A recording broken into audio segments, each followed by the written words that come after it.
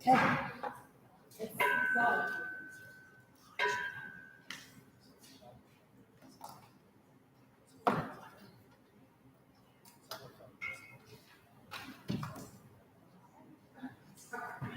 right, good evening, everyone. We'll go ahead and call this October 19th board meeting to order. Go ahead and do a roll call. We have Dan. Here. I'm here. Angela. No, she's not. Angela's not here. She's sorry. Sarah. Meryl is not here. Andre is going to try and make it maybe a little bit late. Sapna. Kristen. Tiffany's not here. Oh, here's Meryl. Adam, Brandon, and me. We'll go ahead and do the pledge of allegiance. The flag. Sometimes we get an electronic flag. No, we're gonna pretend. We have mountains.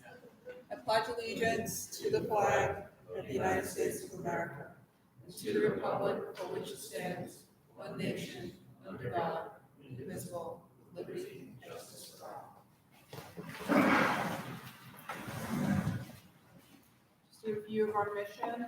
The mission of ECS is to educate each student to high academic standards using innovative curricula that will foster knowledge, love of, and respect for the environment and preserve it for future generations. These are our citizens. Our vision: every ECS graduate will be an actively engaged citizen, driving thoughtful change in the world around them. Next, we'll recognize guests. We have 3 potential board candidates. I'd like to welcome you and thank you for sitting in on the meeting. We have Jen and Matt and Stan. And I wrote Stan.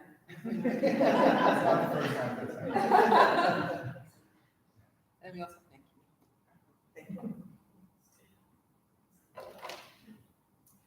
I received 2 requests for public comment. Can you join us? There I received 2 requests for public comment.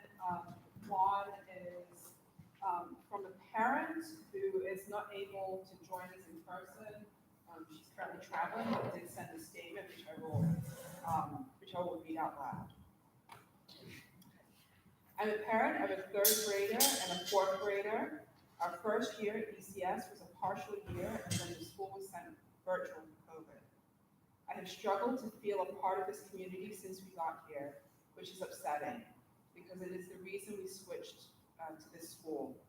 ECS's website and the tour given when we were exploring schools both boast a rich community caring for students, teachers, staff, families, and the neighborhoods our schools are stationed in.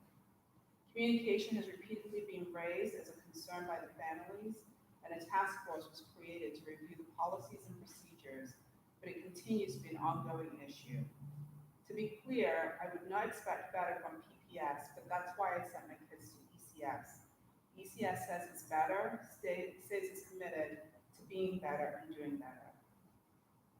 I was dismayed last month when several policies were voted on by the board, but I, as a community member, had not been informed were in the works.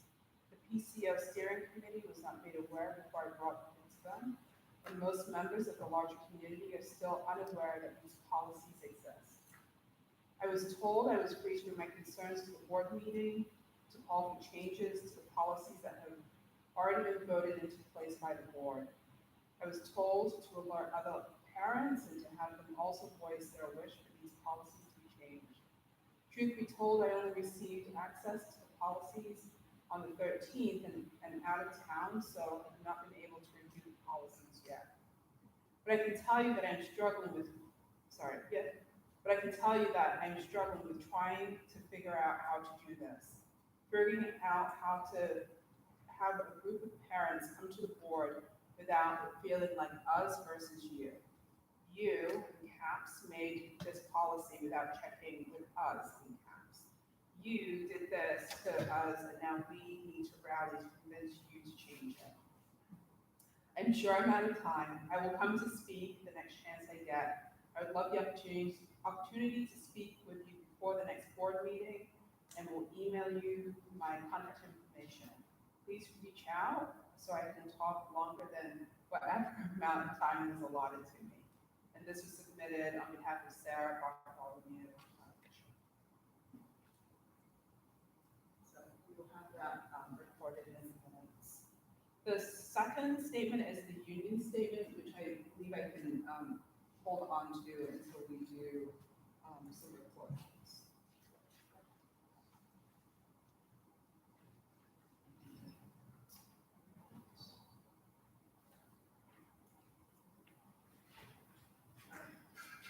Next, we will move on to the consent agenda. So, looking for an opportunity to review minutes from last month.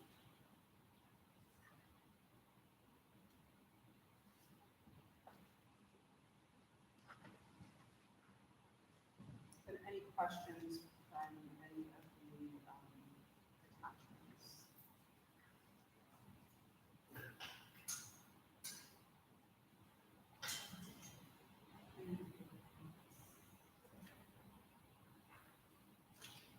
Motion to approve the minutes? I have a first. Second. All in favor? Any objections?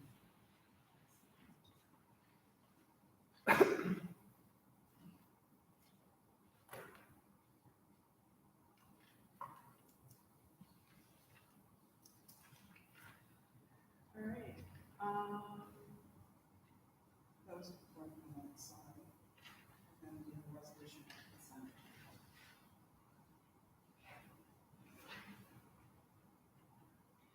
All right, so resolution 2022-10-2071, be it resolved by the Board of Trustees of the school that the consent agenda for October 19th, 2022 be approved. I just had a question about the DMS, what is that?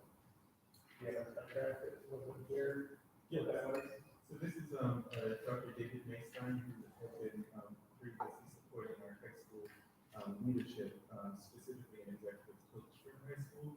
And this is an extension of that contract to continue to work focused in high school, but then also as a strategic leadership consultant across all of our schools to really identify and solidify ultimately how we want to approach our kind of academic and non-academic work in that space.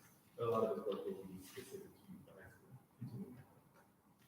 and then also thank you for historical practices. So this is a topic that comes up frequently, I think. Can you just speak to that? Yeah, so this, that particular work is being extended, so that was for the University of Historic, this you had previously voted on, but at a lower number. And then with our PCCD grant, the safety grant, we were able to extend the hours. And so what we get with that are large trainings for teachers and admin and support staff. We've already had our second one. And then we also have hours of consultation. So that trainer will be able to go into classrooms, watch circles, give feedback to teachers, give feedback to admin, and then train appropriately. So we'll use that feedback in the next round. So far we have gotten some good feedback.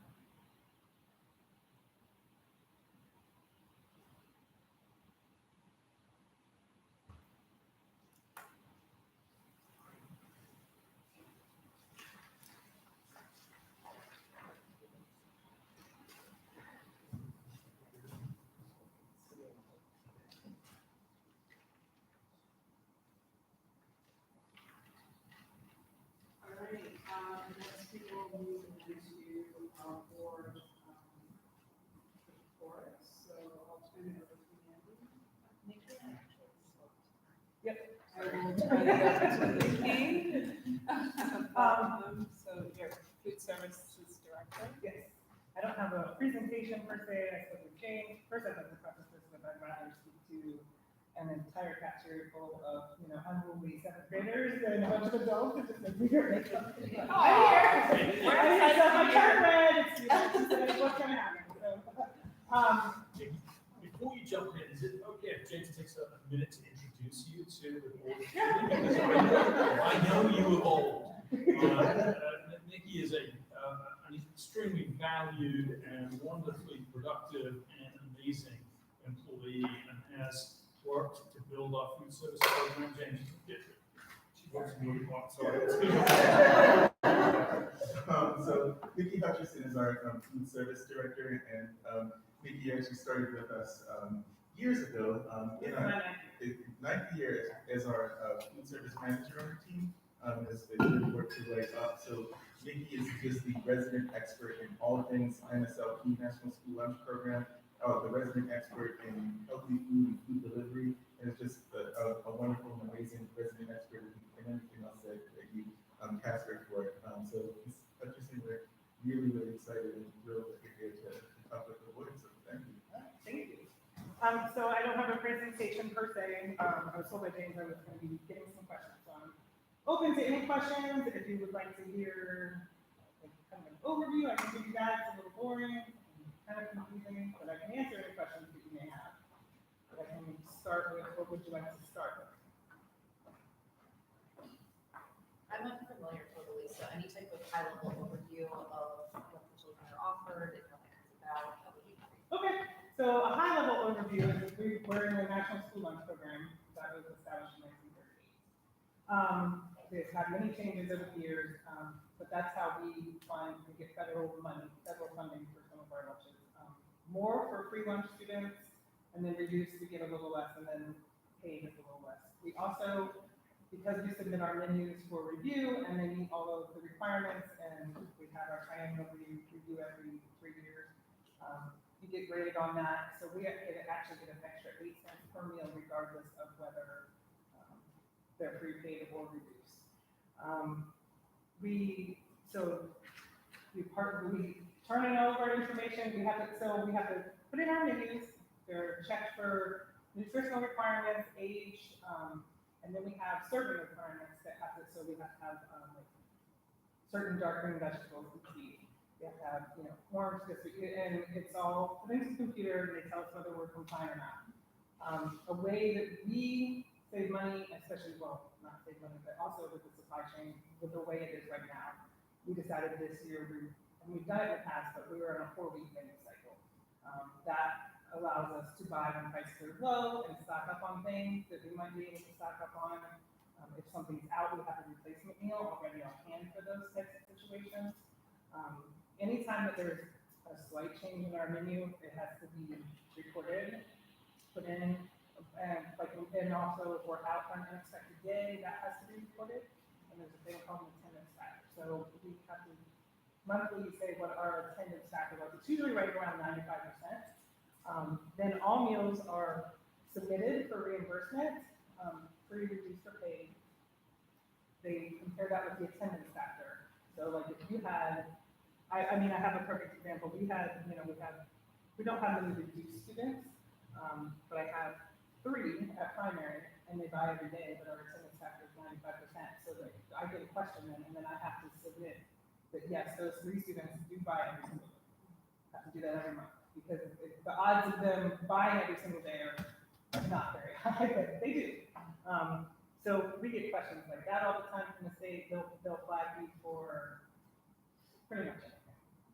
But the triennial review we just had last year is extensive. They come in, they look through every bit of paperwork that we've done all year, applications, communications, how we trained our staff, how we trained our teachers, because we had to do it was a email basically, but since we were eating in classrooms at the beginning of the school year, we have to go over,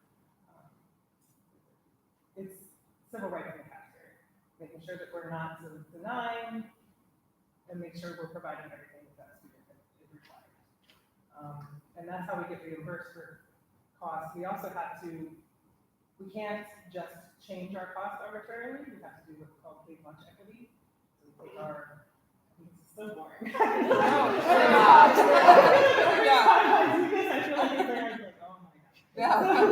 So we have paid lunch equity. So it goes basically the amount of free and reduced students you have, paid students you have, how much you made, because we can't have an excess cash resource, because we're a nonprofit. So how much we made, how much we do, and then they will tell you can take 10 cents or below. So this year we opted for the 10-cent increase because it was just gonna be more cost effective because our prices are high. Usually we try to keep them as low as we can, but we really had to take that 10 cents this year.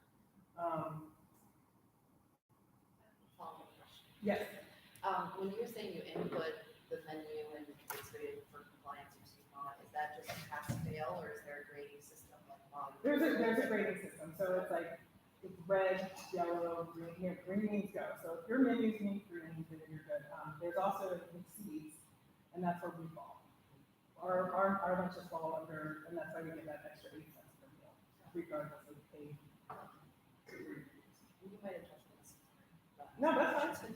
But you might have mentioned this, children's diversity of meal preferences or dietary restrictions, allergies, anything like that? Are there alternatives offered at all grade levels every day? We Does have, that change or is it kind of standard? no, it changes where it's 90% of our meals that are, we do have a vegetarian, and then we have a gluten-free dairy, which is combined, there's a gluten-free dairy. 90% of those match the menu items, and the other ones are ones that we just can't get to match. Sure. But like we do like on ravioli days, where we have a gluten-free, dairy-free pasta that has a sauce that looks as similar as we can get it to the other meals. And we are completely nut-free, and that goes all the way down to like vetting our snacks to make sure they're not produced in a facility, a shared facility. That's really difficult to get a hold of, and so when we get those, we order a lot. But yeah, and that's how we do that. And so for gluten-free and dairy-free, there does have to be a doctor's note on file. I have a little wiggle room for that because we order 5 a day, but yeah. Thank you. And what happens to leftover food? Leftover food gets donated to 412 Food Rescue. We used to partner with Community Food Bank, and we would love to again in other ways, but since it's delivered to us, so it's touched twice at that point, so their policies changed over the pandemic. They were no longer able to accept our donations. So we do use 412 Food Rescue. Is everyone now able to get breakfast? Everybody's able to get breakfast for free. That was passed on October. It started October. Yeah. That's as I understand, it's a one-time subsidy based on American Rescue Plan dollars that came from the governor, and so that would not necessarily be available. That's correct. And so we also are not a CEP school yet, and we've been trying. CEP is 40% or above on free and reduced, and you can do it by site. It doesn't have to be district-wide. The unfortunate news that we just received, so since, I'll use a high school as an example. The high school, we just opened during the pandemic. So during the pandemic, they put a hold on, because we were operating under SSO, which is called Seamless Summer Option. That's just what they use, because that's what we use. They just rolled it out for the whole school year. And we were providing meals. Schools were not required to take applications, because these meals were free for all. We still encourage families, I sent out emails, I still encourage them to submit an application, even though it didn't matter, because I had a feeling that things were gonna come down the pipe, like clubs. But how are we gonna, if everybody's free, how are we going to reduce the price for clubs, things like that. So we did get applications, not as many as we normally would have, though. We are not able to use any data from those past 2 years. So the high school is actually back to square one. Like, this is considered their opening year as far as that goes, and all the financials.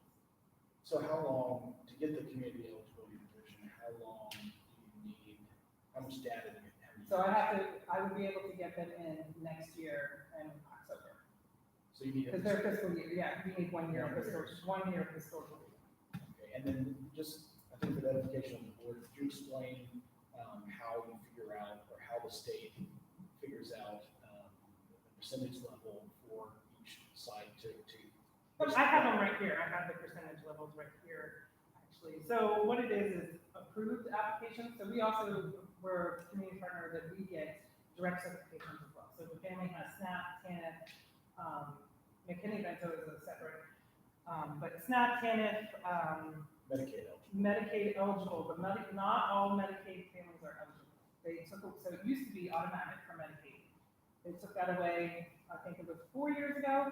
That was a pilot program, because there are people that are receiving Medicaid that are financially eligible. It's more of an illness eligible. So now you have to meet both criteria.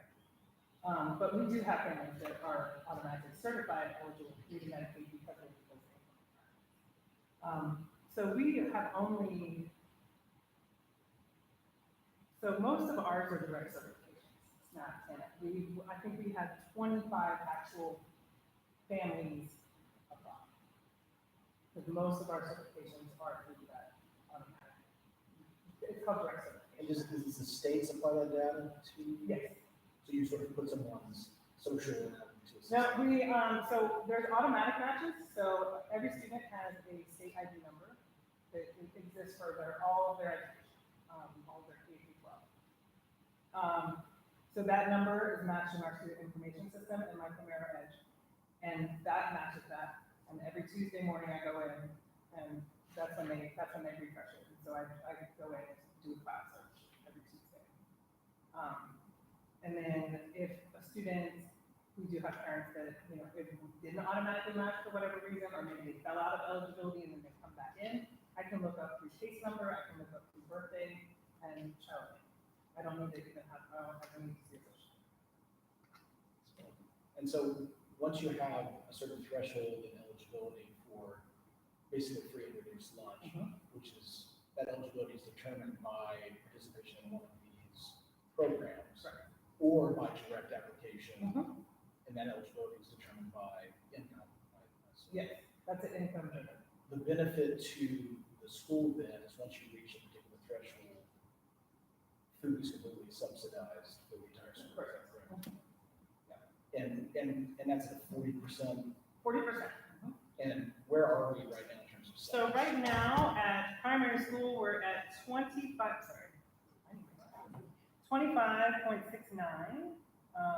Here at middle school, we're at 53.68. No, I'm sorry, that's the high school. Intermediate is at 26.58, and here at middle school is 40.12.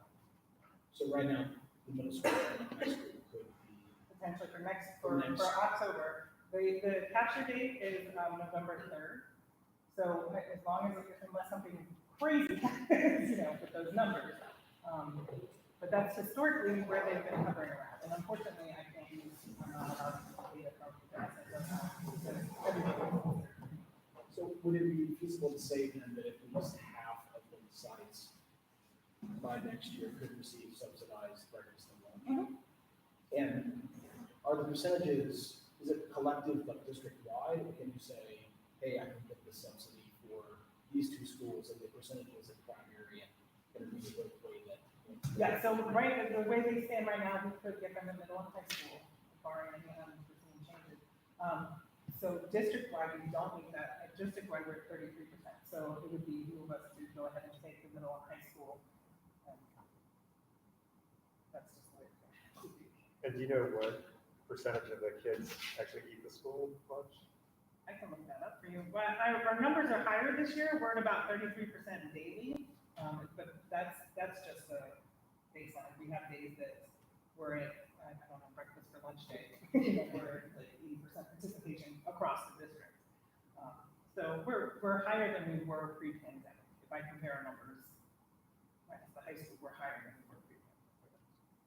And any idea, maybe this is a future question too, but any idea of how much savings would be that the school would get from having two sites completely subsidized? Is it just passed out to the family, or is there additional resources in the school? So we're reimbursed from the state and the federal government.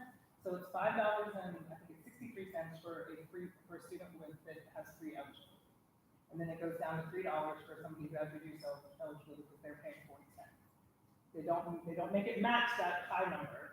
And then we're only for paid families, we're really only reimbursed 23 cents. Plus the 8 cents. I'm sorry. So all of those are plus 8 cents, but that's an incentive that we have because I'm able to exceed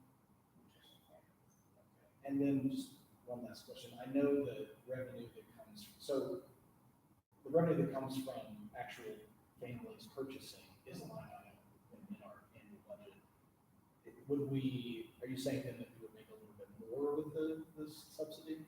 We would definitely make more at the high school, middle school, yeah. Reach it. Any idea what the range of that would be? How much? Not off the top of my head, but I can get you that information. Yeah. Where's the food being made? I know you used to make it before the pandemic. No, we've always partnered with community kitchens. Oh, so they're still making all of our food for us. Okay, but then in the high school, I guess we make it. So the future plans for opening the high school, which has been the goal for a very long time, was one of my dreams was to produce the food for the high school in the high school. And so our kitchen is looking like it, that will be the ultimate goal would then to be provided for the rest of the schools. But the goal of the high school was to have a work program, food handling program, serve safe for students, so they can, when they graduate, they're ready to take on something in a restaurant. A full complete training program around the food service. That's the goal. Any other questions? Have we noticed a difference in quality or just the type of food that community kitchen produces post-pandemic? I think the quality this year has been much better than it was during all of the changes we had, because we were doing several different delivery methods. So we had, I don't know if you had kids at primary school, they were getting like, almost like, think of like airplane type meals, so they're hermetically sealed, because they were taking them to their classrooms, because the space wasn't large enough to have them eating in there. We had grab and go, we had all different kinds of things, so I think them trying to match all the different needs, plus facing issues with supply chain, it was really tough. But we've gotten a lot of good feedback about the food this year. The high school really, they now have a cold option that we're thinking of rolling down to the middle school, as long as we can maintain it. The problem is, so we have a breaking point, right? Because the food is delivered to us. So you don't want to have so much that you're wasting food and you're giving it to 412 food restaurants. We want to make sure that we have all the options available for our students. So we've been collecting historical data over at the high school, and it's looking good. And I think we may be able to roll out like a cold lunch option at the middle school after winter break. That gives us enough. It's fun for students. Everybody's a creature of habit, right? So they come and think about what you can recommend. So once you start seeing those numbers, you're able to better order your food in a way that's sustainable. You could do breakfast for lunch every week.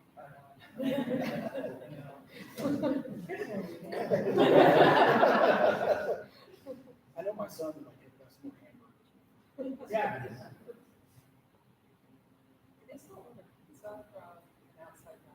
So we are too large to do that. So that also, Beltran's was who we used to partner with, and that's a whole. So any food that I serve, it needs to be sourced with a CN label on it. So a CN label tells you the nutrients. You can plug it into Marrow Edge. You can do everything else. So the funny story about Beltran's was I had to have the recipe to consider serving it, and they're a family-owned business, and it was like. The grandfather, he was like, I can never give him my recipe. Like, why would I give my recipe? And then I'm on the phone to Italy calling because the can doesn't have any nutrient. And I'm trying to get the nutritional information from this place in Italy to plug it in there. And, but then we just became too large for them to be able to maintain, and also the price point. They were doing $9 cheap pizzas. But I think when we added grades at every level, that's when they were like, we can't sustain it. And that's a big part of that. Yeah, it was. They were coming like 3 times with like 4 times. Like 3 deliveries. I mean, they said they were getting up, 6 o'clock and just it just became too large. One other quick observation on the SNAP eligibility. Governor Wolf recently increased that threshold. I think it was supposed to start this month. Yep. You probably haven't seen an uptick on that because it's so early and folks need to apply. But that's something that would automatically show when you run the report. It's the state's. Yeah, so any time that somebody applies, like I can pull pretty much any kind of report there is. But they're projecting that to affect about 175,000 people. So if you think about our slice of pie, it really wasn't that much of a, I mean, they did it, but it's still not enough. It's probably 20,000. Yeah. Pittsburgh families, and others, how many are ECS? Yeah.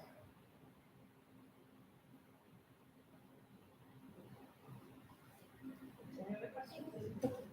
I just want to recognize the amazing work that he has done. If you meet Nikki through the day, you're lucky.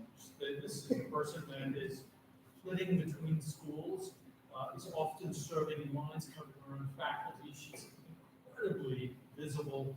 She's built the program over the years. She's built the systems that she's talked about to everyone. And last week, on Monday, you and I met with a salesman from New Hampshire picking carpet for her new kitchen in the high school. So Nikki's in the middle of the design work in high school, building a from scratch kitchen. So the list goes on. So, just it's a real privilege to work alongside her and watch her grow as an outstanding colleague here at ECS. So thank you, Nikki. Thank you. Everything you do. Yep. You guys ever have any questions? I'm more than happy to answer. Send them out. Thanks so much. Have a good day.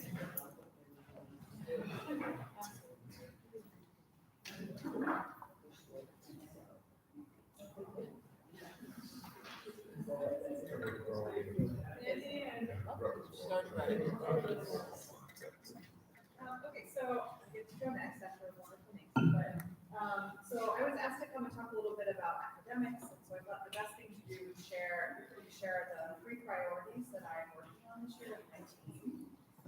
And so the priorities we're sharing first with the whole staff over August with our admin team. They have all picked individual growth goals on principles based on these 3 areas. They're working with their teachers to create individual goals for classrooms. We're working on a check-in and improvement cycle that Dr. Hill is running with our principal team so that they can get some direct feedback from each other, training, and really work on strengthening their practice in one of these 3 areas. And so aligning the work to these areas will really help us kind of move forward in a really targeted way. It doesn't mean that we're going to only work on these, obviously. We are still focused on the core function of teaching and learning every day and having normal functions at school. But this really allows us to provide some targeted training to our admin team, to our teachers, to our support staff. So I wanted to go through these with you. There's 3 of them. I'll try to be brief but thorough because we also have another board education today. So the first one is to expand literacy across and throughout the curriculum. We're really working to provide that cross-disciplinary approach to literacy. We want our citizens to understand that it's not just an ELA and a reading class, that they need to understand that literacy is talking about critically thinking, expressing information, accessing information. And so we're working in a lot of different ways to reinforce those literacy practices throughout the school day. We have our secondary math classrooms really engaged in writing about their problem solving. They're working on mathematical discourse and learning about how to do that more effectively and often. Our high school students are going to access a higher level of literacy. For the first time, we're going to have a cohort of 11th graders that are going to take a Chatham graduate level course in the spring, so we're really excited about that. And then we also have all of our youngest ones who we'll talk about in the board academic committee piece. Our youngest learners are writing about their play, talking about their play in really rich and exciting ways. And in terms of data collection, in the previous strategic plan in this area, we were really going for the goal of 80% proficiency in our reading. While we are close in some areas, so our 4th graders were at 78% last year, and our 3rd were at 72%. Some of the other areas have declined amidst the pandemic. So we are really focusing and targeting efforts to increase some of those literacy scores. And we're looking, okay, in some areas, we've just got our benchmark data in. We're going to kind of comb through that, working on data meetings and data protocols with our admin team so that they can help support teachers, prevention, and targeted interventions. Second one is about educating for sustainability. So a lot of the things we heard over the pandemic were from parent feedback and from teacher feedback, is that we've lost some of our environmental literacy aspects and getting outside and getting back to who we were as a school. And so we're really thinking in this one about our values and content, about pedagogical practices and engaging for sustainability. We're getting back to that mission and vision and of people literate citizens. We are doing this in lots of different ways. We have a cohort of staff that is going through our chat class that's called Educating for Sustainability, which you get a graduate level course for that. We get 3 credits. We have 3 of those cohorts that have gone through. We're having the next one in the spring. We have our youngest learners are K-5. All of our teachers are revising their environmental literacy units. We have Discovery that's built into our primary school that we'll talk about again, which was pictures from. And then we're really making sure that those UN Sustainable Development Goals are embedded into all of our core content. And then the last one, which is really important to come back from the pandemic, is to that cultivate a safe and learning school culture. We really want all of our students to be able to reach their highest potential, and they can only do that in a space where they not only feel safe, but they also feel free to take academic risks. So we're really talking about school culture here in terms of a learning culture, really making sure that we're focused on our students learning what kind of environment do they need in order to be successful.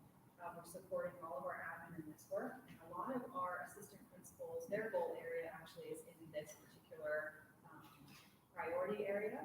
And so we're working to make sure that we're having those restorative practice trainings, looking at SEL curriculum that we've added to our morning meetings and to our home base and to our crew. And so this is our space really where we can dig into that feeling of culture in the classroom and pushing it more towards the culture of learning and accepting others' perspectives and learning.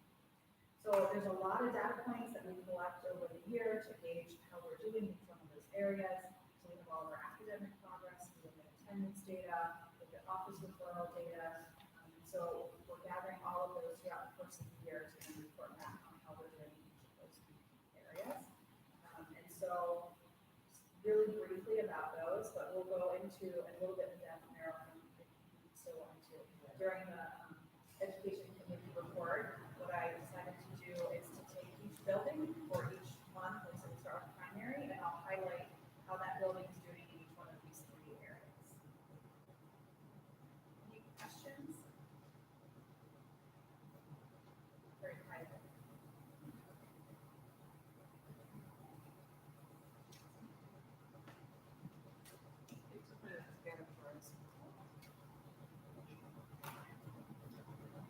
All right, we'll do some committee reports. I will start with the executive committee. We met last week,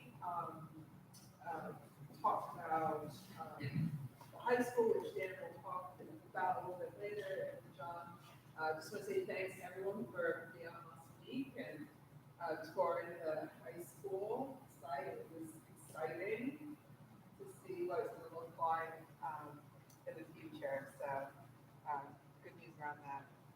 And then just briefly talked about how to support our staff and also discussing what happened tonight, which is around what sort of things does the board want to hear more moving forward. So definitely some outcomes around academics, and then just some of our other services such as food services and school services at home.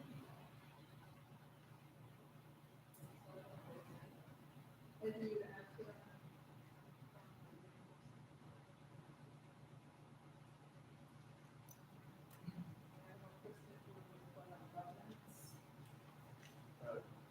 Sure, yeah, so, the governance committee met, this afternoon.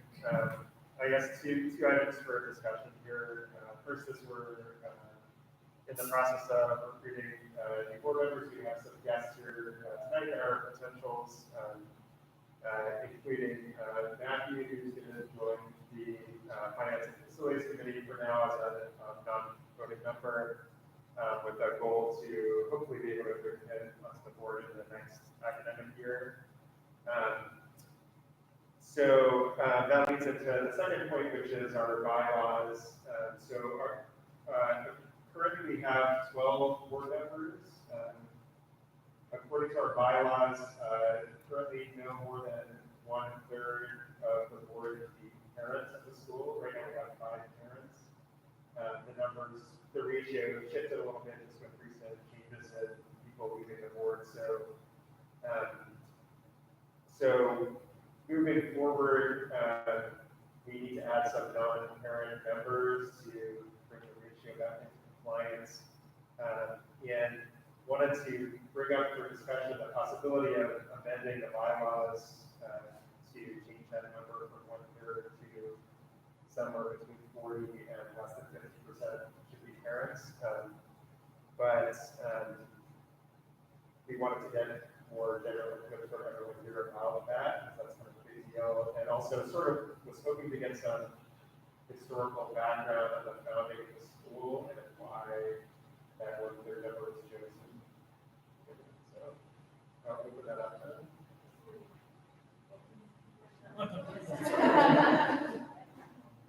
That's great.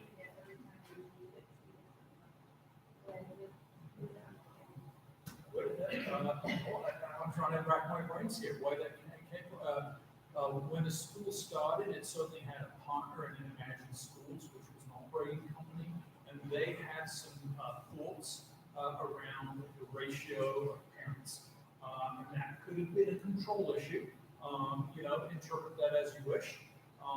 But, it's worth me doing a little investigation as to why they came up with that 33%.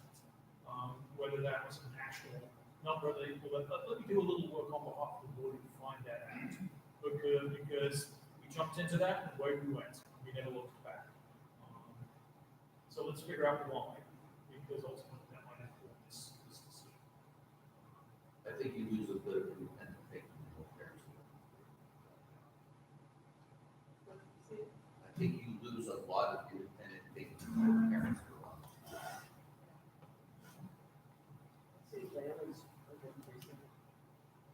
The advantage is we tend to see we get more interested candidates that are parents. Obviously that's sort of the school. So as the non-parents in the room can probably attest, I think it's a little bit of a hard sell to get someone to volunteer for a board when their kids don't go to school, it's our role. So Yeah, but there's no gender. I don't have no gender.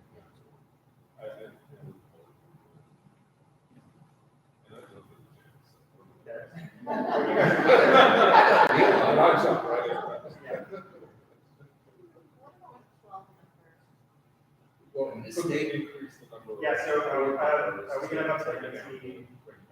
19 is our cap. So The state is not.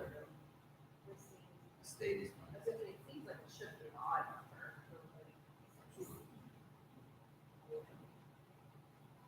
I think the concern is just part of the pressure is you want to make sure your board composition is in line with bylaws, decision. Part of amending bylaws sooner than being able to make sure its actions are in compliance with its bylaws. So because we're letting that normal, that would be what's the ordinance with that deadline of bylaws. I think you could suggest a change that would just say no more than, right? We wouldn't say a hard and fast rule is 40%. But just that would get us some.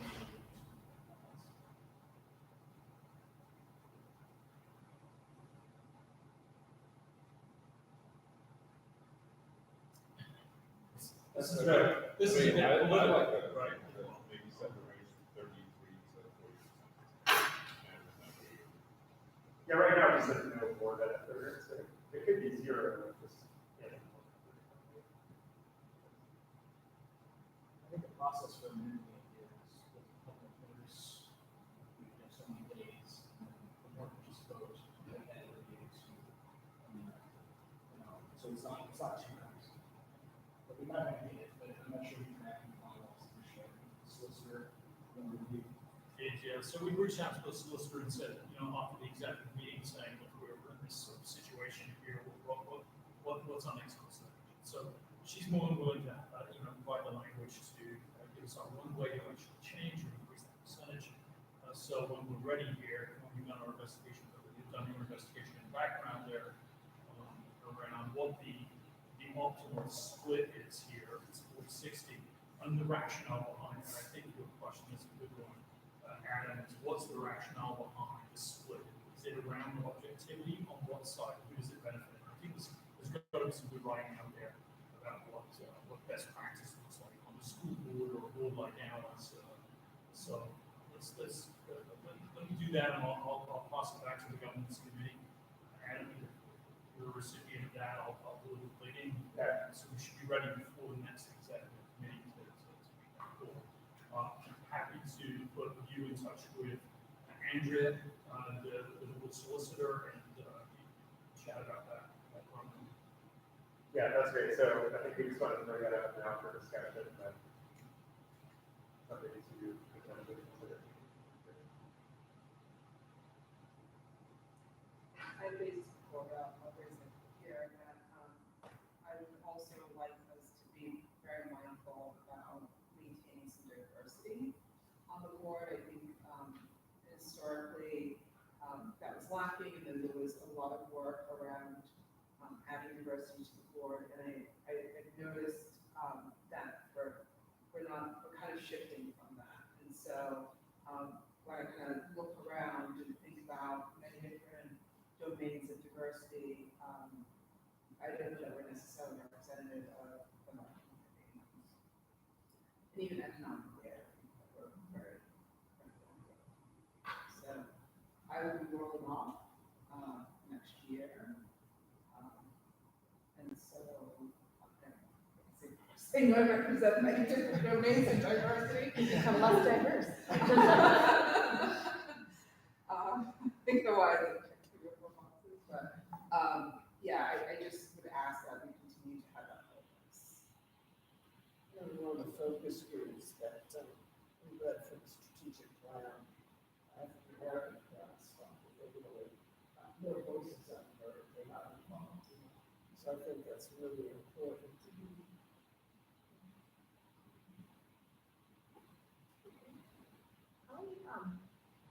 I spoke with someone in the community recently, Karen Howard, who used to be on the board, and she, I think might have some interest in having a voice here again. I don't know how everybody feels about that. I would not have known that she was on the board, and she's an amazing human being, and I think has a lot to offer. What do you all think about approaching her? James, Have you spoken with her? Okay, Okay, I just saw her last night. Oh, did you talk about it? we didn't talk about this, but she Oh. does have a lot of vested interest in ECS, and She does. she's a wonderful, amazing person. So I'm happy to have. We might be able to get her back. I kind of. She's still a branch member. Would she be considered a parent?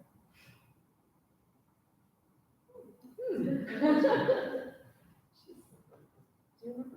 I didn't know she represented parent per se, even though I think parents live with her and their parent.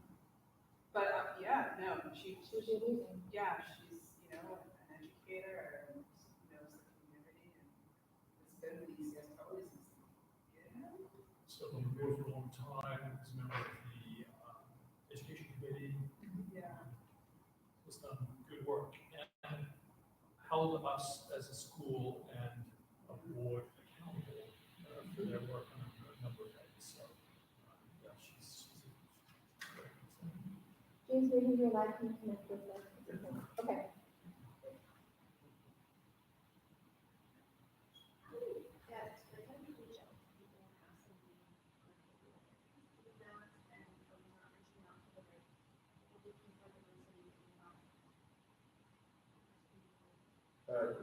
So I've only been involved with the board for a year, but of our current candidates, they were preferred by other board members as potential candidates. So I think in the past there have been advertisements placed in different places. There's also a component of what we need with talent we need for it. I mean, I was recruited, then I recruited Angela. You were recruited, for those school. So there was always, at least back in the day, some sort of, you need to fill these, these expertise, and then be able to have that on the board and be able to fill that, across the board with, considering everything, just not the expertise. And we've been kind of targeting finance and legal background recently. She lost with the finance study. Those were our focuses. And I think we talked in the past about somebody with some environmental engineering background as well. So I mean, this is our recruitment for here. So if you guys know people, If you need environmental, they're just gonna be called. if you know someone who would be interested, yeah. So. But I think legal, real estate, although we have real estate somewhere. So we're gonna hear it, yeah. Finance is always really important. Governance, just knowing all of that is very important.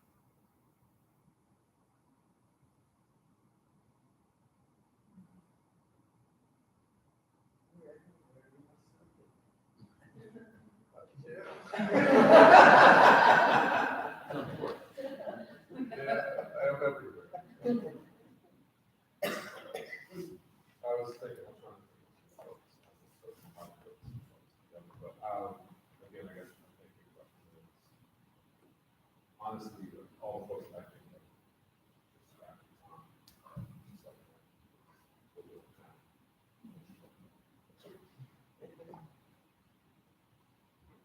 Just have to bring them to the governance committee. We talk pretty sweet, I think.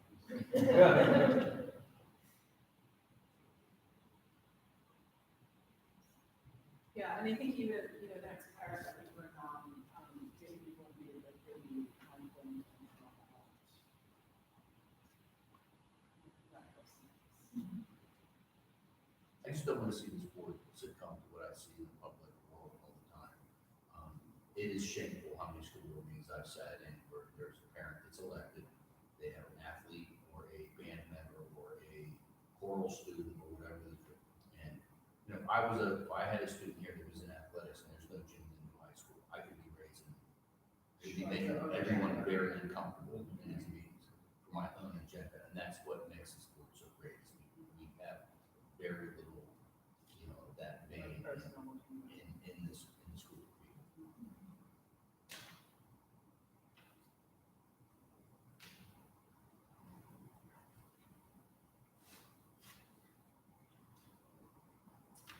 All right, sounds So good. what are we gonna do about the podcast? I think, So background research, get it through to the governance around process, and we'll connect the district solicitor through to governance as well, just to make sure that our process is good and solid. Okay. Folks can continue to recruit. I've met each one of these fabulous folks up behind us, and immense talent that's willing to take a look at us and contemplate serving on the board. So thank you all for coming tonight. And spending time with James and myself.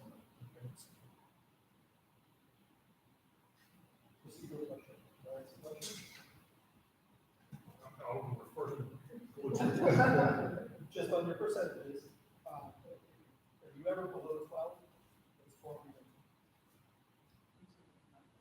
Yes. 9. Just when you're talking percentages, I think I heard around 40% would be technically higher than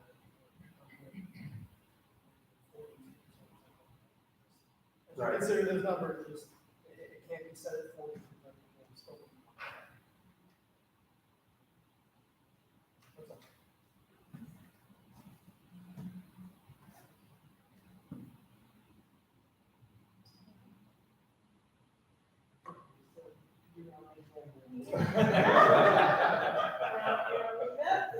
Andre and Benson and I met in Virginia and Mark. And we were talking about, we talked about finance, we talked about building, we talked about education in the school. And so there's so much, Mandy told us so much about the testing that's going on. It's mind-boggling the data they're trying to juggle and what teachers are trying to figure out. So I think as a board, we really need to be educated about the education of the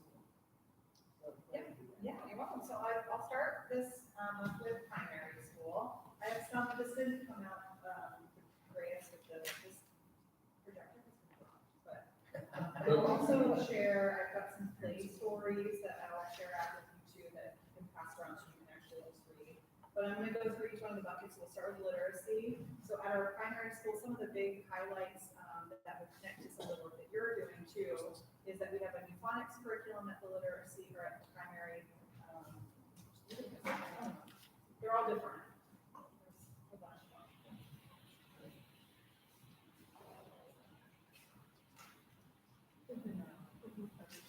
And so the phonics curriculum is out of the University of Florida. It's a lot of direct instruction in phonics. We've seen anecdotally that the teachers are really enjoying that curriculum and that some of our outcomes in primary are actually quite good to start.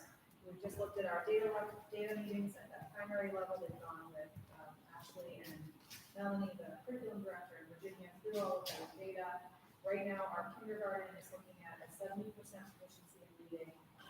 First grade is at 69%, but just remember that we get 26 new first graders with us, so that number does dip a little bit. And our second graders are already at 82% proficient in reading.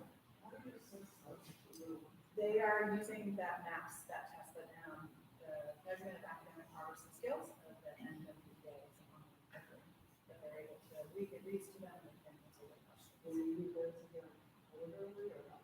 Fall, winter, and spring. Yep. And so we have all of that data right now, and the PSSA data from our bigger kids. So the little guys, they only have the MAPS data, FNP, which is Fontes and Fennell, that's their reading levels. And so they look at all of that different data in order to determine the tier for MTSS, which is tier 1, which is your whole group instruction is appropriate for them.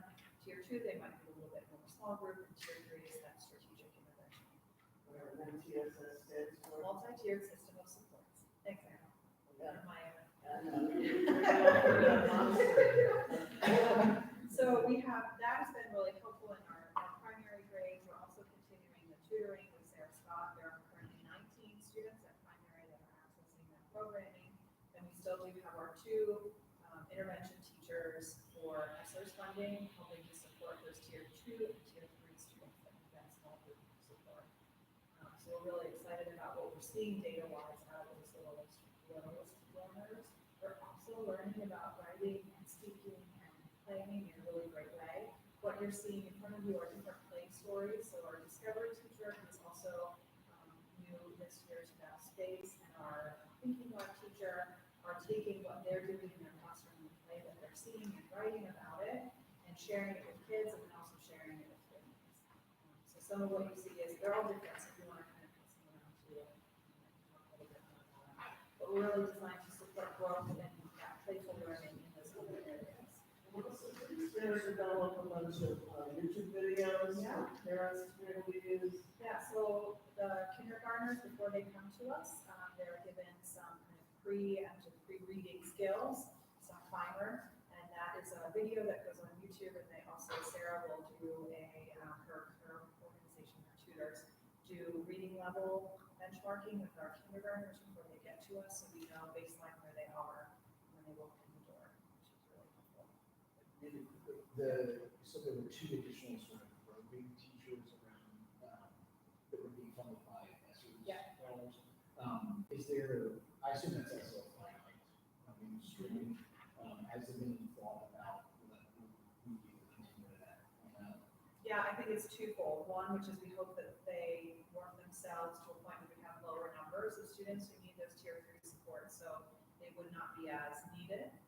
But then also, because of the need and because they're being so successful, we'll have to look in the next couple of years to our budget to see whether or not we can support those educators moving forward. It's been a valuable tool in our K2 toolbox that we support for students. One of the things I was actually talking to Dr. Hill about the other day is that one of the data that's coming out of the pandemic is also about our early intervention strategies that are working with our very youngest students. So that's in that K5 or prior to us. And that what they're seeing is that there's a lot of a decline in the number of families and kids who have been identified for those early interventions. So we will start to see some of those students who were 3 at the pandemic, 2 at the pandemic, coming into our kindergarten and second grade without having the intervention at the time that they desperately needed it. So we're hoping that we are not only working at our higher levels at the gap school, but also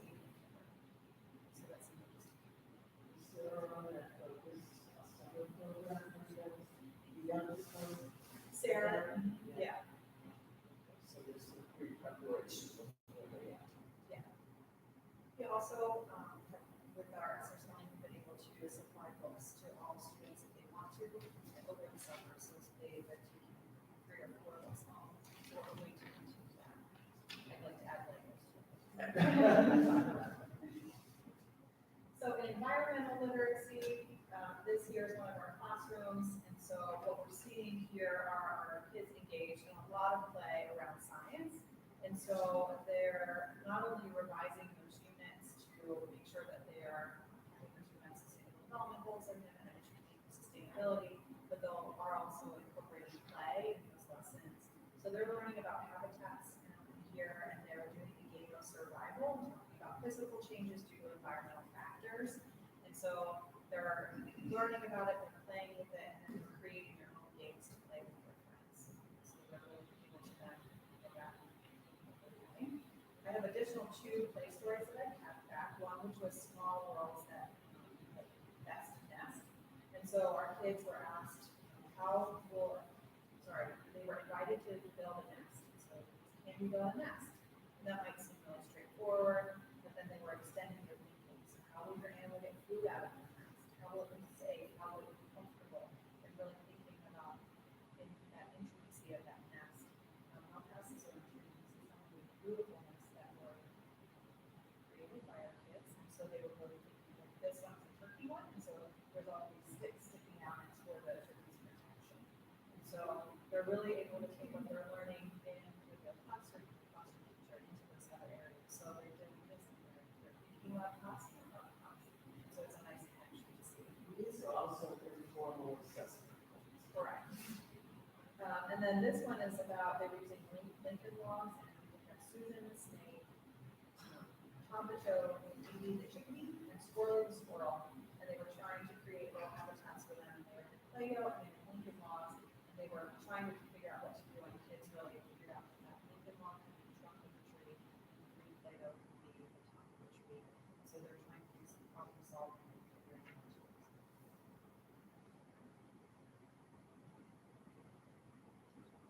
And last is really that culture of learning. And so we're in our K2, our PBIS program, which is a positive behavior intervention support, is soaring students who like to take a theme and fill it in. So students who are kind of copying, respectful, kind, safe, they're first taught it, and then when they're found to be doing those expectations or exceeding them, they're given soaring cards that they take to the office. A big deal is made. They get to wear a sticker the whole day that they were a soaring student. They get to put their name on that sign that's right outside of the office. And then on Fridays, there is a principal party. And so they all get together, all the soaring students for that week, and they get a special treat from Ashley and for them. And our kids are really enjoying that part of it, that PBIS. But then we're also adding in those restorative practices, like the SEL curriculum on social emotional learning. So they're learning more about what they're doing at every level. And then we also have, assistant principal on Cree that has been there consistently. Last year, we were lacking in that role, to have someone in that role. We have a social worker in that role full-time. And then we also have a full-time autistic and emotional support teacher that can deal with reteaching the social skills if needed, which is a big behavior. And so we really think that additional roles, with those additional trainings, with the additional support, we're seeing some pretty positive outcomes. Ashley has been asked to go with their intermediate school to a regional PBIS conference where they will get an award for their practice. Yeah, so they're going to Harrisburg and finishing. It seems that they're dealing with the whole child. Yeah. It's not just a test score. And so one of the things that I was sharing with the academic committee that is the slug play story. And so this is really talking about social emotional learning and play. So we have 2 kids who were playing and they realized that their slug had passed away. And so they actually had a funeral for the slug, and they did lots of things, and they were worried about the slug. And so you can read it, it's really but it's showing that empathy and that ability to really think about someone other than themselves at a very young age. So I can continue to provide you these updates in those 3 areas with intermediate school next month, but you're always welcome to come and tour the space. If you come to one of our K5 spaces, you for myself and Dr. Hill. And then if you come to our secondary spaces, Mark can join us to go a little bit from there. Is there something in particular you want Wendy to bring to you in terms of knowledge? So you can really understand these kids?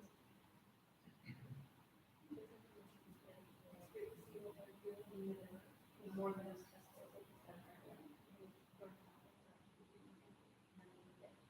Are you interested in learning about test scores, how they're actually followed through all these data sources, and how they make decisions based on that? And Yeah, we are the PBOS, which is your growth score for PSSA. So you get a raw score, and then you also get that ability to see how much you're growing students year to year. Those scores are not coming out until the end of October. So once we have those, the goal will be to bring those to the academic education committee next month, and then we can talk about how it's shown to people. Question from test scores. Based on the results, do you group it all together by grade or do you segment it? For the interventions or for looking at the data? So we only have 2 reading teachers per grade level, and so they do get their own score. So the benchmark would be reported on their students, and then they can look at theirs individually and make their own growth plan. But then they also look at it as a grade. And so what they can do across those 2 reading classrooms with that intervention block, it's the same block for both. And then we also look at it full school. So we do, it's actually worse. So we look at it at a district, look at it at a school level, and look at it at grade level, and then teacher levels. And what correlation, if any, is there between the results of the scores and teacher and their methods and their success rate? I don't know what word to use, but you know what I mean? Like, Yeah. how do we know that teachers doing a good job? Is it really just indicative of test scores? What else drives that out? Yeah, it's a whole picture for a teacher. It's not just the scores. And so that's one picture of a student, one pinpoint. So that PSSA score we always talk about is that one aspect, that one data point of a whole aspect of a child. And so the student and the teacher role, that can be really successful. That teacher is really successful in growing students. So you might not see that student is proficient necessarily at that grade level, but maybe they've made 1 or more years of growth. And so that's what we look at for teachers and their efficacy of practice. We do walkthroughs, we do observations of teachers, and it's that whole picture that goes to the success of that classroom. Usually they do interesting comment that oftentimes they will meet the benchmark but it just stayed static, they haven't really grown. If you look back, that's what's good about this, PBS. Now we value that assessment and score. So it's important to know we've got to, get more to it because they're just set. It's at all levels. It's not just trying to target the kids that aren't really I still say the board would be interested in seeing the data. I'm sure we'll have education, but in terms of how it's carved out, not just by grade level, but also by race, by income, by IUP, disability. That's those two metrics I think would be very important. Yeah, we do look at all of those things with our data, but for in-reduced lunch population students, we don't look at that as an individual student level, that's more school level, because teachers are not actually, that's not something that a teacher needs to have that level of data, so there's privacy laws.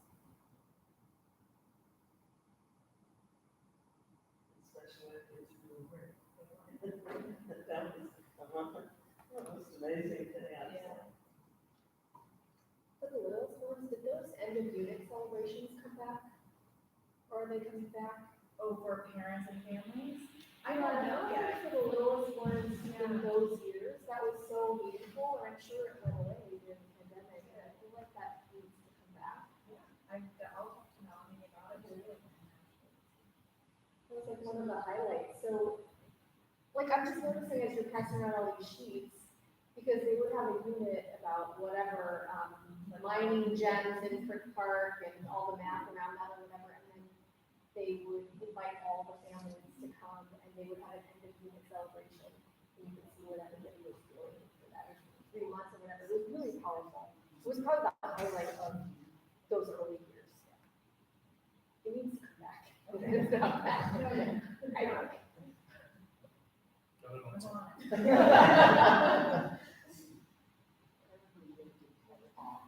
TED Talks. Second grade. Yeah, at the Carnegie Library in Yeah. Homewood, they Yeah. gave TED Talks. It was amazing. Yeah.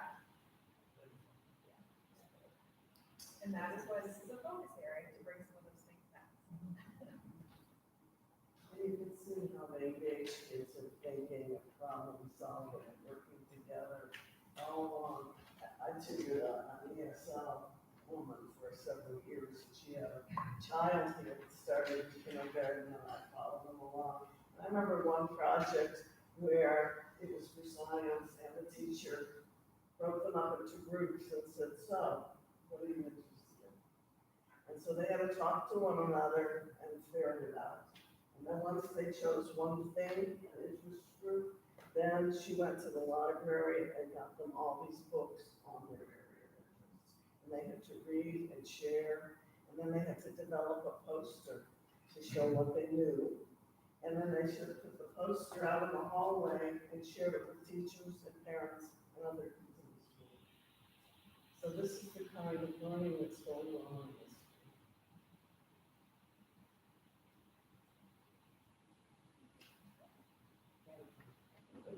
Thanks, Mandy. The folks that are joining, Mandy's our superintendent, and so Mandy is the person that does a great deal, has a lot of folks that report to her, and so you supervise directly with principals, and teach them to supervise their assistant principals and beyond. And there are a number of teams that you run on any week, month, and year, right? Let's not get into that, there's a big long list, but just thank you, Maggie, for what you do.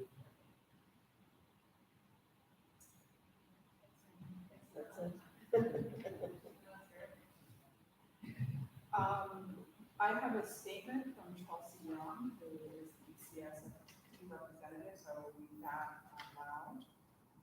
Union statement for the 1019 board meeting, there are 5 bullets.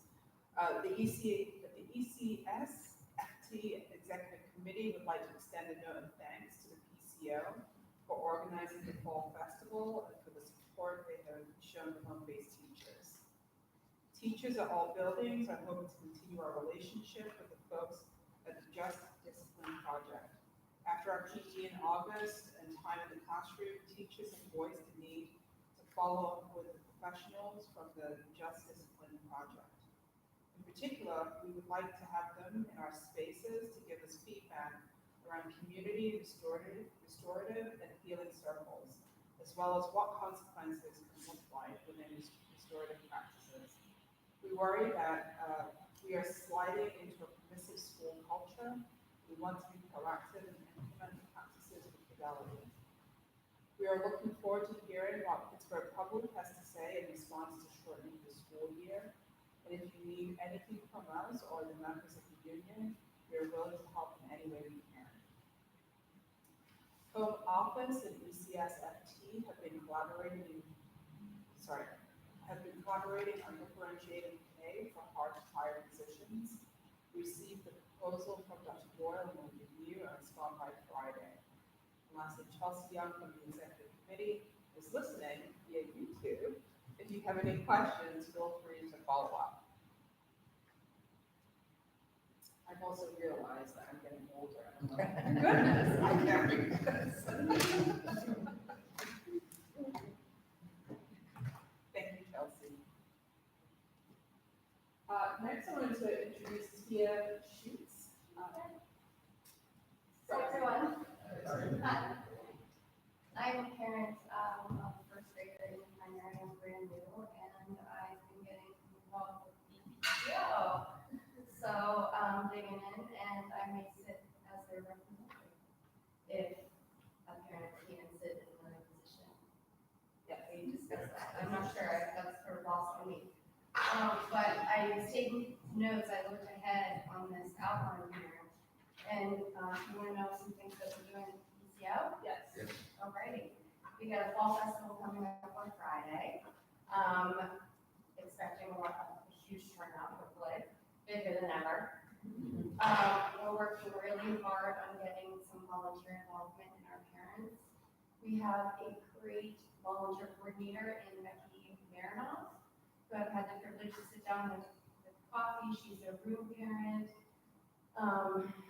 As I'm meeting some of the other chair positions of the steering committee, I'm understanding that there's some hurt that happened a few years ago with the pandemic and some teachers and some families, and we just really kind of digging into that and working on putting that down and making the parent community the greatest it can be. And just kind of launching, we've got great leaders, and like I said, Beth Marinoff, the coordinator, volunteers, some company parents, and we're starting it before. Like getting parents involved because our interest is in our kids, and that started with company parents, people who have already carved out the time to be there, and we're working on communication and just getting a ripple effect and life and energy and a blood supply back in this parent community organization. Which I'm really excited about. I'm excited to be sitting here and working to get back on my feet. Yeah. I think that's everything. I think I covered everything.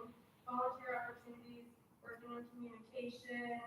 Oh, mini grants. You mentioned some of that play, imaginative play. You do a mini grant for Ms. Hayne, who does the loose parts stuff, and it's just rods and pulls and fabrics and just all kinds of just really things, and the kids can go in there.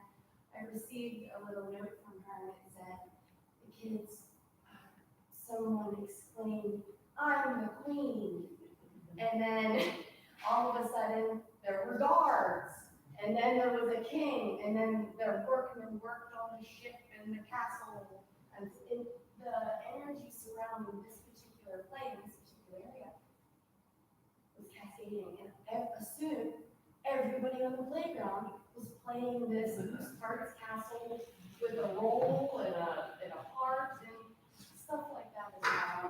That's what ECS is about. And yeah, it's exciting. Nice to meet you. Yeah. Thank you very much. I will actually, just to kind of orient you to the board and what your role will look like. I'm feeling my way. Yeah. Dan, Sarah? Just real quick, I don't have that little energy. I love it. So I just wanted to thank Michelle and the team. They are just wrapping up the audit. They're just within the audit and some kudos to you and all the hard work. So that will be reviewed for our next finance committee meeting, and we did talk about potentially having that on the next board meeting. Since we have so many new cases on the table, and they haven't come probably in 20 years. So maybe to walk us through the financial statements, make sure everybody's comfortable with that, and just in case there's any questions. That's all. So we had a meeting last Friday, Sarah was online, John, Michelle, and I reviewed the estimate that Rick, Craig, and Beth have been working on over these last couple months. I don't know if anybody wants to look at a bunch of boring graphs, but this is the stuff in the Bureau of Labor Statistics. We track 28 commodity markets and 3 labor markets. The 3 labor markets are actually labor, mechanical, and electrical contractors. So this is everything from cold rolled steel to plywood, but most of them have the graph with this extremely vertical rise in the back, so don't look at that. We are forging ahead to go out to bid. If I was to describe this, it's like the pilot saying, laying gears down. We're planning to go out to bid right after the first of the year. I have a meeting next Wednesday at John and I'm going to be meeting with the guy from Willis, their insurance agency. They provide a product through HASBO, which is the Pennsylvania school has its officials, which is called an OSIP, which is an owner controlled insurance program, where we can provide blanket insurance for the entire job. And the contractors got that from their bid to us. It's generally cheaper. The reason we advocated is, when I did that park a couple years ago, site contractor drove right through a sewer line, and pumped it full of 32 yards of concrete, and we had everybody point their fingers at one another. In this case, the OSIP will take care of it, and then we worry about the lighting later. And I do think it's an overall savings, and it is very, very mainstream right now. 2010, 2009, very new, and I don't think people were doing what they were doing, so I think people have a way to figure this out. So we'll be talking to Gary Lyman about that. And then I had initiated a meeting with just me, Avon, and Craig and Beth, just want to talk about how we're going to go out to bid, what that looks like. Talk about things like, the online plan room, how we're going to advertise, pre-bid meetings, how we're going to generate interest, how we're going to answer questions. But really one of the most important things is part of the specifications that are part of the contract documents, or the non-technical specifications, is kind of a rule book, and we refer to as 00 and 01. And we hired David White from Babs Cowan. Last year, he's a construction-focused attorney, and we just want to make sure that this really complicated project that we're going to run through the public bidding system has enough teeth and guts to it, so that if somebody begins to falter, we can, I hate to use the word pounce because it's so dramatic, but we can be protected, and we can be sure that we are right and they are not. And financially, that all happened on our behalf. So I gave them my front ends that are pretty solid. We've been working on them, sir, for 18 years on, so hopefully Rick has those, up to speed. But as of today, we had all exchanged, scheduled times when we were available, but there's not a firm meeting set. So really, you thought the nutrition thing was boring. This is really boring. But we're getting through it. So just want to make sure that we have everything in place before we have to cut the thing, because once we go live, we really can't change it. So, but it looks good, and we are advising multiple clients to do this. I was client at Admiral, we're doing the same thing. We're going out after the first of the year, and a couple other school districts. So we do see, and we are starting to see some of these prices recede, especially things like roofing and lumber, structural steel, things like that. So fingers crossed, waiting this time has been in our benefit. So. Yeah, when it goes out to bid, how long is the bid open and when it's going to receive? So what we always do is on a project of this size, which is around $20-some million, we would advertise that we would have 4 weeks of bidding. But we always keep an extra week in our back pocket in case there is a pretty large push, or there's been a lot of questions, we need time. We'll know the quality of the drawings based on the number of questions that are asked during the bid period. So if there is a need to give them a couple extra days, whatever, we'll do that. But we want to do that, set that up mindfully, so that we open the bid, we have time to review and scope out the low bidders, and then be able to make a recommendation to the board. We don't have to wait that extra month or 5 weeks. And I don't want to do a special meeting. That generally comes with cloak and dagger kind of feelings. So we'll sit down with the council, we'll be back into the whole thing. The worst case scenario is if it comes in a week early, we just have a week extra time to do scope out. So the big thing is we want to cut down those as soon as possible, start making procurements and lining up their subcontracts and all that. The biggest thing that I'm worried about is passive house, all this stuff comes with a lot of testing requirements. A lot of these companies that exist in the K-12 market are really robots. They load and drop, and they just do their thing. And I'm worried they're going to miss requirements, and they're going to come back and say, well, I didn't know about that. That's really extra. I want to be able to say, spec section 3, article 10, subs, whatever you want. And deal with, so we go from there. So, and then the most painful thing is we're gonna have to come up with some decom documents. We're gonna have to have a way to reduce the cost of the project on bid day if needed, as needed. So that's gonna be fun.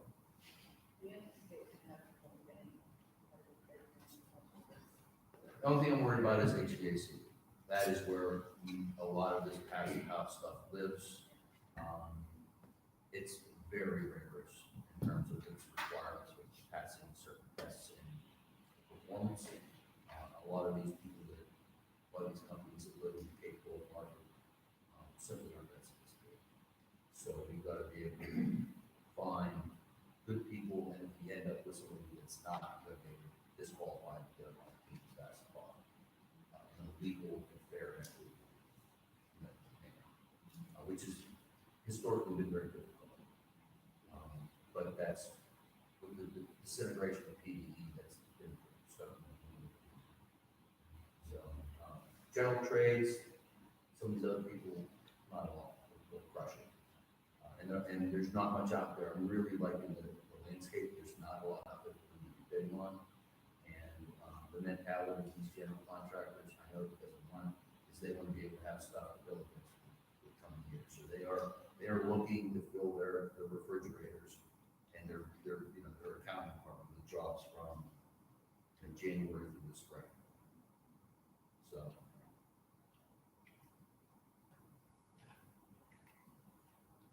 That's all I got. Big thanks to the Finance Facilities Committee for putting a ton of time, Sarah, and the whole crew, right? You put in a bunch of time, a lot of times.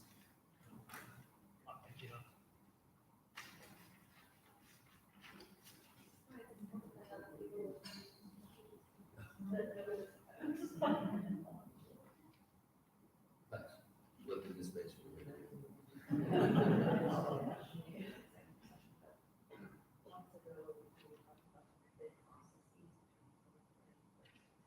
Yeah, that's right. I tried very hard to drive this into a nonprofit where we could act as it does. We have a GMP where we could pick a team, and that team could participate in pricing, and tell us, they could guide us on decisions, and that was summarily shut down by the board. So we are now going full on into the public procurement process. We are forced to go through the procurement unless we do this call. All right, thank you.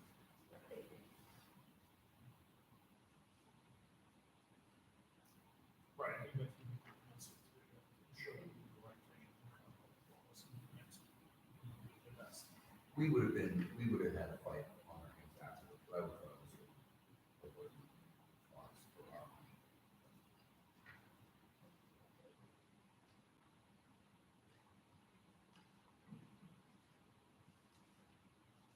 Who's next? Is that you, James? Other business? I just have a question. I know open houses are taking place and enrolling new kiddos. At some point, I don't know when the appropriate month is, but we start to get some stats around our applications, getting the use on all of our stuff. It's been putting all of our seats in high school.